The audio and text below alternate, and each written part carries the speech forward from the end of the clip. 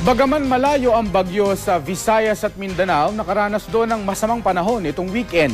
Epekto po ito ng hanging habagat na pinaiigting ng bagyong Hiner. Makibalita tayo kay Joe Legaspina ng GMA Cagayan de Oro. Hindi bababa sa 300 pamilya sa Mahinog Camiguin ang nananatili pa rin sa evacuation center kasunod ng flash flood doon itong weekend. Dahil sa pagbaha, nagkulay putik ang ilog. Dahil naman sa malakas na hangin, naputol ang mga sanga ng ilang puno. Mano-mano ang pagtanggal ng mga residente sa putik sa labas ng kanilang mga bahay. Ayon sa NDRRMC, nasa 30 million pesos ang halaga ng pinsalang iniwan ng baha sa infrastruktura at agrikultura.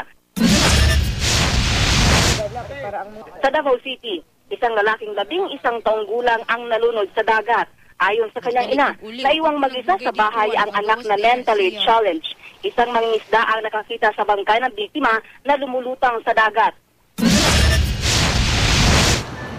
Kasabay ng pagulan, nananalasa ang isang buhawi sa Haro District sa Iloilo City. Sa lakas ng hangin, bumigay ang bubong ng paradahan ng mga ibinebentang kotse. Wala namang nasugatan. Sa Kalibo, Aklan, bumigay ang bahagi ng Pangalan Bridge dahil sa pagragasar ng tubig sa ilog dulot ng pag-ulan kaninang madaling araw. Ayon sa DPWH, matanda na ang tulay kaya mahina na ang pundasyon nito. Gumagawa na raw ng bagong tulay. Lumadsad naman ang test craft na Ocean Jet 5 sa mababang parte ng dagat sa Mactan Channel noong Sabado ng gabi. Ayon sa Coast Guard, iniwasan ng test craft na galing Tagbilaran, Bohol ang isa pang barko. Nailigtas naman ang 100 at 70 pasahero at 13 tripulante nito. Joe Legaspina, Nagbabalita, Pilipinas.